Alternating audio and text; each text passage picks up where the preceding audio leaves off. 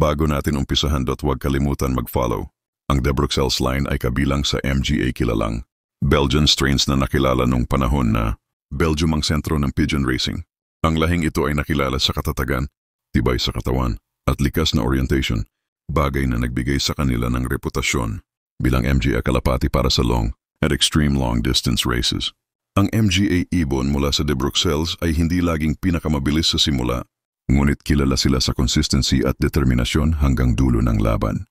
Dahil dito, maraming fanciers ang humanga at ginamit ang linyang ito bilang pundasyon ng kanilang breeding program. Isa sa MGA pinakakilalang katangian ng De Bruxelles pigeons ay ang family depth. Hindi lamang ilang individual ang mahusay, kundi halos buong pamilya ay may potensyal.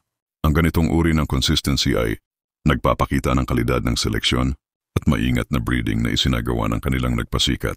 Sa itsura, karaniwang makikita sa kanila ang matibay na katawan, compact na pakpak, malinis na balikat, at siksik na balahibo sa huling pakpak. MGA palatandang idinisenyo para sa malayuang lipad. Dagdag pa rito, kilala silang kalma at steady sa ugali, kaya't hindi madaling ma-stress kahit sa matagal na biyahe. Historical, ang De Bruxelles ay nagpasikat hindi lamang dahil sa iisang champion, kundi sa kabuuang performance ng pamilya. Sa bawat karera, maraming anak at kapatid mula sa strain na ito ang sabay-sabay na naglalagay ng magandang resulta. Ang ganitong klase ng konsistensya ang nagbigay sa kanila ng lugar sa hanay ng MGA Foundation strains sa Belgium at Europa. Sa katunayan, maraming modernong bloodlines ang may halong dugo ng De Bruxelles para sa dagdag na tibay at stamina.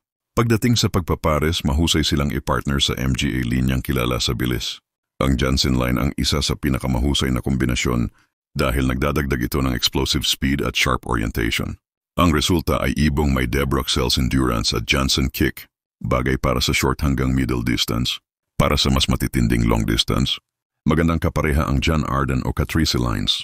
Ang kombinasyong ito ay nagbubunga ng ibong consistent sa international races at mahusay sa mahahabang laban. Maaari rin silang ipares sa Bricout o Fabry lines na nagdaragdag ng malakas na katawan, immune resistance at bilis, kaya't nagiging versatile ang offspring